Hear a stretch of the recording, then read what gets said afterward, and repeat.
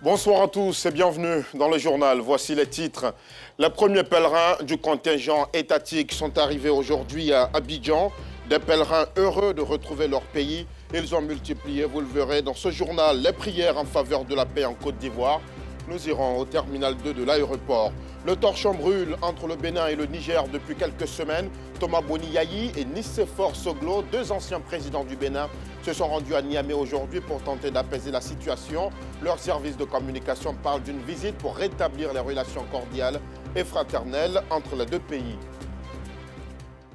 Tous ceux qui ont une voiture connaissent l'utilité des vulcanisateurs, ces réparateurs de pneus qui apportent leur assistance aux automobilistes en cas de crevaison et bien d'autres. Leur spécialité dans l'entretien des pneus fait de ces artisans des privilégiés. C'est un métier qui d'ailleurs nourrit bien son homme. Fédana Yeo et Assit Andira ont rencontré quelques-uns à Treichville et Cocody. Dans la commune de Treichville, tôt ce matin, Issa, vulcanisateur, se rend à son atelier. À peine arrivé, son premier client se signale. Les vulcanisateurs, c'est des personnes qui nous sauvent parce qu'ils sont un peu partout. Et dès qu'on tombe en panne, on va vers eux. Souvent même, il y a des endroits même où nos pneus sont à plat complètement. Nous sommes obligés d'aller vers eux. Ils nous mettent des laits pour pouvoir continuer notre travail. Les vulcanisateurs sont des experts dans le diagnostic et la réparation des pneus endommagés, nous explique Issa. Vendre des pneus, gonfler, collage, bon, c'est ce qu'il fait. Dans ça aussi, bon, j'arrive à nourrir ma famille. C'est un métier, c'est pas trop compliqué, tout le monde peut faire. Voilà, ça suffit seulement d'apprendre auprès de quelqu'un qui connaît. Il va te montrer comment on gonfle. Bon, il y a des voitures qui prennent au moins 2,5 kg, il y a d'autres qui prennent au moins 2 kg, il y a d'autres qui prennent au moins 3 kg. Un pneu fait 100 francs. Voilà, les 4 pneus, ça fait 400. Un jour, tu peux gagner quelque chose, au moins 20 000, 30 000. Souvent aussi, tu viens t'asseoir jusqu'à l'OSA même. Si tu as trop gagné, c'est 1000 francs. Divers outils et matériaux pour réparer les crevaisons, remplacer les pneus usés et effectuer des équilibrages. C'est à cet exercice que ça donne ces jeunes travailleurs. Quand la voiture vient, on s'en approcher de la personne pour demander c'est quoi il veut. S'il veut gonfler, il va dire qu'il veut gonfler, là on gonfle. S'il va coller aussi, là, il va dire que non, il va coller, donc on colle ça en même temps. S'il va changer pneu aussi, il nous dit, donc on va changer pneu là aussi. Un travail qui se fait au plaisir des usagers. Ce matin, je suis réveillé pour venir trouver que mon pneu était crevé. Le vulcanisateur, vraiment c'est lui qui a coulé mon pneu. Je m'en vais au travail maintenant. Je remercie beaucoup matin là, vraiment il m'a sauvé. Dans la commune de Cocody, Olakunle, lui aussi vulcanisateur, nous confie ses horaires de travail. Je commence à partir de 6 h du matin, je termine à 20 h ou à 21 h. Je suis en train de travailler dans la pluie parce que je ne veux pas voler. C'est pour cela que je suis ici pour travailler, pour nourrir mes familles. S'il y a clients, on gagne plus de 10 clients par jour. Le métier de vulcanisateur n'est pas sans défi. Les conditions de travail peuvent être difficiles, surtout en plein air, sous des climats variés. Dans une société où la mobilité est cruciale, le rôle des vulcanisateurs ne peut être sous-estimé. Dans la commune d'Abobo, c'est un ravin qui inquiète à la cité Concorde. Il s'est agrandi au fil des ans et menace d'emporter les maisons. Les habitants sont appelés à partir. C'est une mesure des autorités pour préserver la vie des populations. Plus d'explications avec Stéphane Assouan et nous Sangari. Ce ravin, un tombeau à ciel ouvert, menace les habitants de la cité Concorde dans la commune d'Abobo.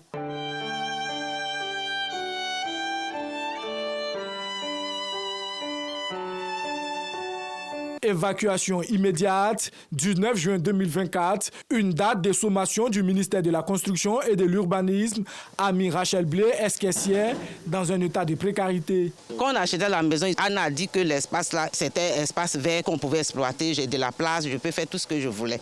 On arrive, on voit que c'est un trou.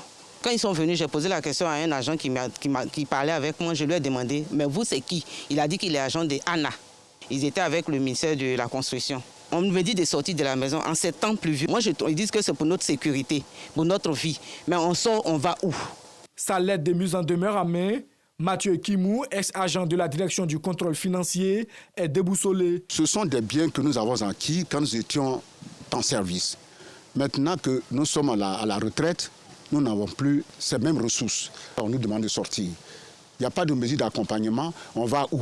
Nous demandons à l'ANA de nous reloger. Cette situation désastreuse a une genèse. Sékou Keïta, agent des forces de l'ordre à la retraite, rentré précipitamment d'un voyage, relate les faits. En 2020, je les ai appelés. C'était un petit trou et il y a le trou où les déchets sortent.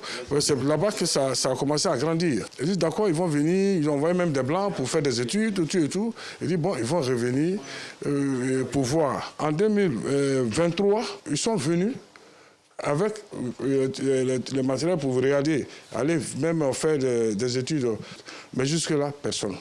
Et c'est là, quand ça a grandi, maintenant, on nous dit de quitter. La cité est en danger.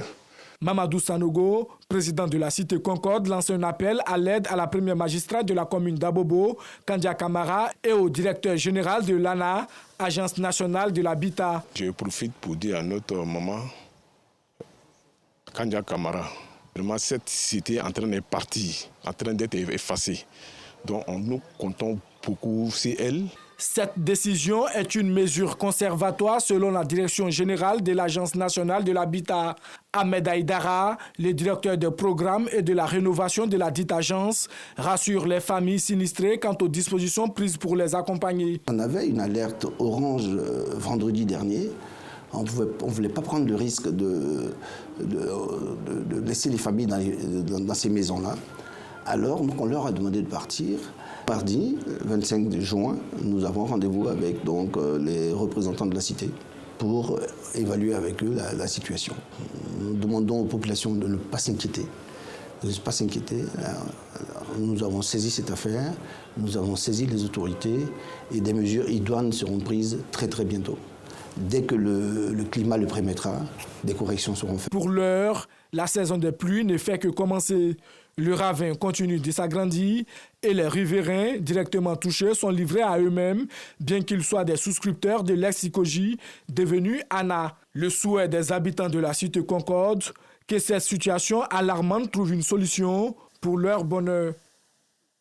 Dans un autre chapitre, celui de l'enseignement supérieur, The University of Abidjan a organisé à l'amphithéâtre Seraye Umoa au Plateau la cérémonie de remise de diplôme de ses étudiants en fin de cycle. Au nombre de 58, ils ont obtenu pour les uns un MBA et un master pour les autres après 4 années de formation. La cérémonie s'est tenue en présence de l'ambassadeur de Grande-Bretagne en Côte d'Ivoire, invité spécial. Reportage. Après 4 années de dur labeur, place à cette joie indescriptible des étudiants diplômés de The University of Abidjan. Cette école forme ses apprenants dans un système bilingue avec le français et l'anglais. Ce qui distingue l'Uni Abidjan, c'est déjà le développement des compétences. Parce que pour nous, au-delà des diplômes, nous développons des compétences et aussi le plurilinguisme que nous développons au sein de l'Uni Abidjan, en plus de français, en plus de l'anglais, et nous essayons d'ajouter d'autres langues africaines, par exemple le Swahili. Cette remise de diplôme à 50 étudiants de Uni Abidjan dans les filières que sont business, administration, finance et marketing est une consécration. Nous exhortons nos étudiants, nos diplômés désormais, de toujours rechercher le bon, de toujours rechercher à apprendre, parce que l'un ne finit jamais d'apprendre. Heureux et fiers de repartir de cette cérémonie avec leur parchemin, ces étudiants et leurs parents ne cachent pas leur satisfaction. C'est vraiment de grandes émotions. Aujourd'hui, tous nos efforts ont été récompensés et avec nos parents, nos frères et sœurs tous réunis, vraiment, il n'y a pas de mots, c'est magnifique. Je suis très reconnaissante. Je remercie mes parents pour l'opportunité, pour les moyens qu'ils ont mis à ma disposition pour être ici à ce jour. C'est un sentiment de fierté. Nous sommes très heureux qu'au bout de toutes ces années d'efforts, elle ait pu décrocher son diplôme. Uni Abidjan est une grande école privée dont l'une des particularités est d'envoyer les étudiants en mobilité dans des universités américaines ou anglaises. Le week-end dernier, la commune du Plateau a abrité la 3e édition de Focus Innov. Cette masterclass a été l'occasion pour le cabinet initiateur de présenter l'une de ses innovations pédagogiques, à savoir le Talent Trail, une stratégie d'identification et de développement des talents pour les managers coachs. C'est ce que nous montre Justin Kwasi et Assit Ondiara. Manager, coach, éclairer les chemins, c'est la thématique de la 3e édition de Focus Innoves. À travers cette masterclass, les cabinets initiateurs de cet événement présentent sa dernière innovation pédagogique, le Talent Trail, une stratégie qui permet aux managers, coachs et chefs d'entreprise d'identifier et de développer le talent de leurs collaborateurs. Aujourd'hui, les organisations souffrent de la fuite des talents. Donc, la 3e masterclass venait répondre de manière très spécifique et très pratique à cette problématique des entreprises. Pendant 2 jours, les participants ont éprouvé leurs compétences et leurs connaissances en matière d'identification de talents, de valorisation de talents, de développement de talents, d'alignement donc des talents à tout ce qui est stratégie de l'entreprise et enfin de leur capacité à mettre en place donc un environnement d'apprentissage adaptatif. Le Talent Trail, un jeu de cartes dynamique permettant aux managers de booster et exploiter leurs potentiels talents. Cet atelier de formation pratique se veut édifiant pour les participants. C'est des formations qui captivent parce que d'abord, elles abordent des thèmes en fait, qui sont importants pour le manager, donc qui vont en fait dans le thème et qui répond aux attentes même du manager. Il y a une série de groupes qui sont formés, mais aussi on est obligé de travailler en équipe. C'est pas une seule personne qui va proposer des réponses. On travaille en groupe et puis ensemble on valide en fait les réponses ici. Vous-même en fait vous êtes invité à trouver la solution et ça vous permet donc de mieux asseoir en réalité vos connaissances et de mieux aussi les partager avec vos équipes. Les masterclass Focus Innoves, un rendez-vous bimensuel des présentations des innovations pédagogiques. Ce week-end était très mouvementé à Bouaké, dans le centre du pays. Il y a eu d'abord la présentation du trophée de la CAN, la Coupe d'Afrique des Nations, remportée par les éléphants. Et puis la finale de la 58e édition de la Coupe nationale qui opposait la SEC Mimosa au Racing Club d'Abidjan. Victoire 1-0 du RCA. Explication de Jean-Sylvain Risson. À la cathédrale s'intéresse de l'enfant Jésus, le véhicule d'Amadou est ralenti par les milieux de Bouakoua. On ne peut que dire merci au président de la République, au président Alassane Ouattara, pour ce cadeau qu'il nous fait, donc ici à Bouaké. Merci à la fédération et surtout aux éléphants. Bravo, bravo à tout le monde. Merci de nous donner cette joie de vivre. Bouaké a participé à tout ceci. Ça fait un moment qu'ils attendent. Et je suis très très heureux que la fédération, à l'occasion de la Coupe nationale, donc fasse venir la Coupe ici. Merci beaucoup à tout le monde, merci à la fédération et grand bravo à la population de Bouaké.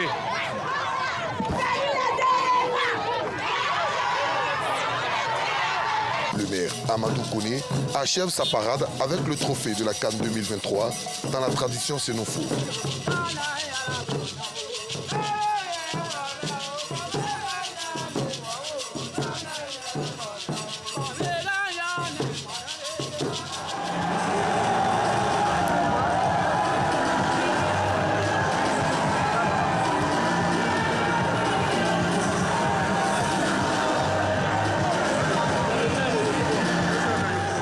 Se rafraîchit 2 millions aux joueurs et 1 million à lui l'encadrement.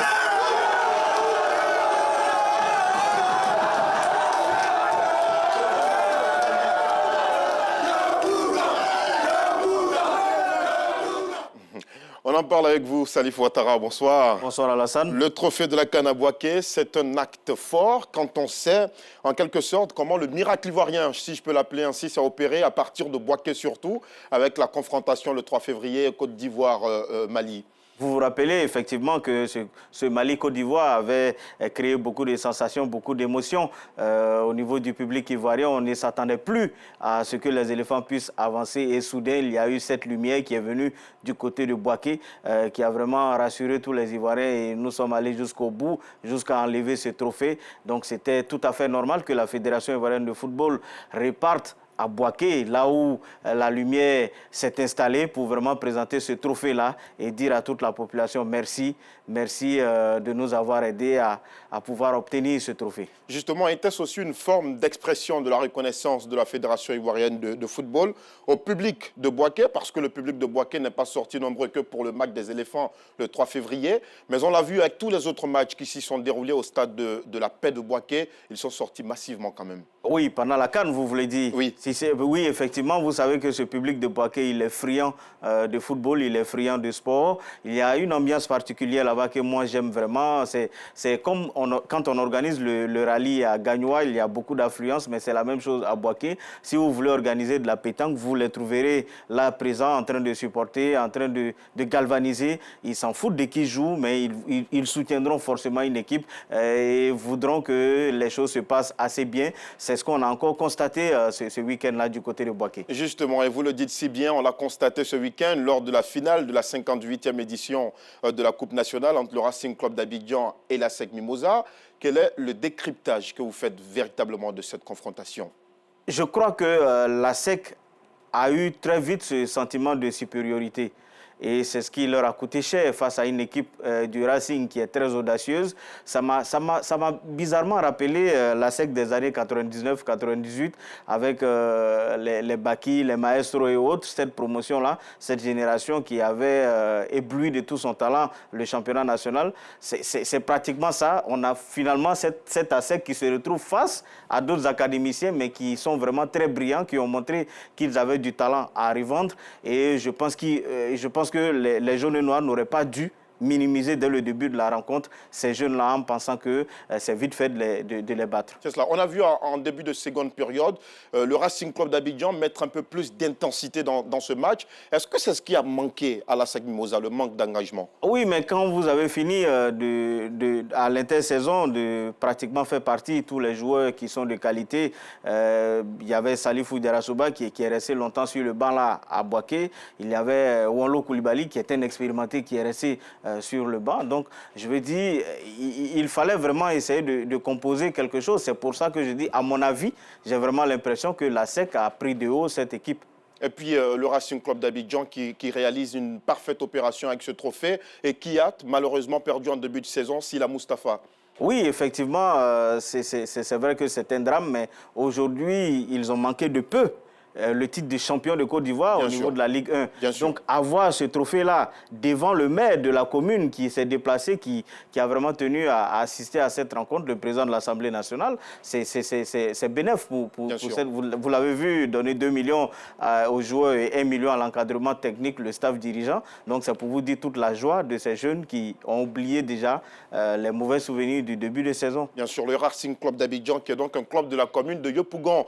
Merci beaucoup Salif Ouattara. C'était un plaisir d'avoir abordé avec vous cette question, cette actualité du sport. Et puis nous vous le disions en début de journal, les premiers pèlerins ivoiriens sont arrivés à 12h ce lundi à Abidjan après avoir effectué l'ensemble des rites du pèlerinage à la Mecque. Les désormais El Hadj et Hadja sont revenus heureux. Ils ont été accueillis au terminal 2 de l'aéroport international Félix Houphouët d'Abidjan par plusieurs autorités dont le ministre de l'Intérieur et de la Sécurité, le général Wagondo Diomandé, par Gassoro Kone de Madongui.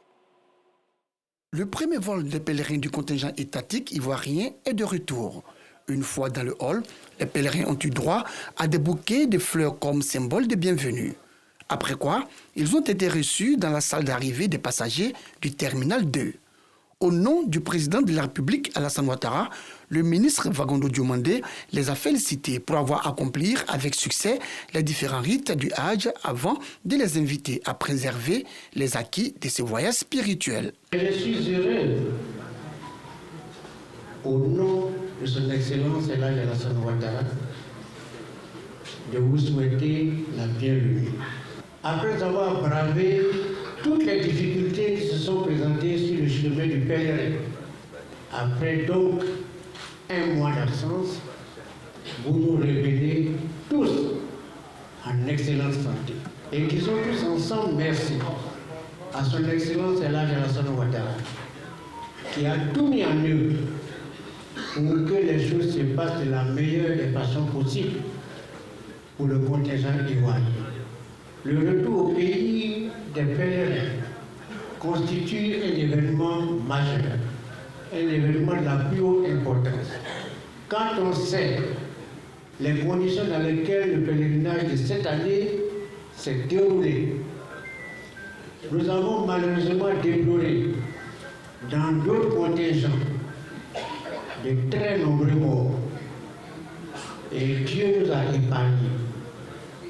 Car évidemment, on devait s'attendre au pire Nous n'avons malheureusement déploré que le départ de 4 de nos frères. Issa Yeo, porte-parole des pèlerins, a quant à lui salué l'État de Côte d'Ivoire, à sa tête le chef de l'État Alassane Ouattara, qui leur a permis d'effectuer le Hajj en toute quiétude. Tout s'est bien passé avec la discipline, avec l'organisation mise en place par M. le ministre de l'Intérieur et de la Sécurité, par le chef Ayman Ousmane Diakité, par toute l'équipe du commissariat du Hajj. Aujourd'hui, nous sommes de retour en Côte d'Ivoire, en terre sainte. Nous avons prié pour la paix en Côte d'Ivoire, que l'avenir soit radieux pour le pays. Cheikh Ayman Ousmane Diakité, président du Conseil supérieur des imams, des mosquées et des affaires islamiques, COSIM, et l'ambassadeur du Royaume d'Arabie Saoudite en Côte d'Ivoire ont eux salué les efforts consentis par les autorités ivoiriennes et saoudiennes pour une organisation de qualité du Hajj 2024. C'est avec beaucoup de joie, beaucoup de satisfaction que nous avons suivi le parcours de nos pèlerins et nous sommes là aujourd'hui pour les accueillir. Et nous prions aussi Allah subhanahu wa ta'ala pour que l'année prochaine le pèlerinage soit encore mieux organisé.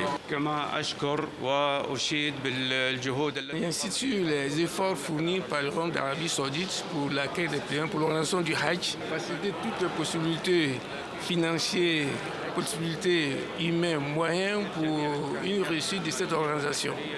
Je profite de l'occasion de remercier côté ivoirien, à l'air en tête le président de son Excellence Alassane Ouattara, et le ministre de l'Intérieur, de la Sécurité et les responsables des autorités ivoiriennes. Le premier vol du contingent étatique ivoirien a décollé ce jour de Jeddah à 5h52 avant d'atterrir sur le tarmac de l'aéroport international Félix Houphouët-Boigny de Port-Bouët à l'entour de 12h48 avec à son bord 430 pèlerins. Nouvelle édition en titre, le torchon brûle entre le Bénin et le Niger depuis quelques semaines. Thomas Boniyayi et Nicéphore Soglo, deux anciens présidents du Bénin, se sont rendus à Niamey aujourd'hui pour tenter d'apaiser la situation. C'est la fin de ce journal. Merci de l'avoir suivi. Excellente soirée.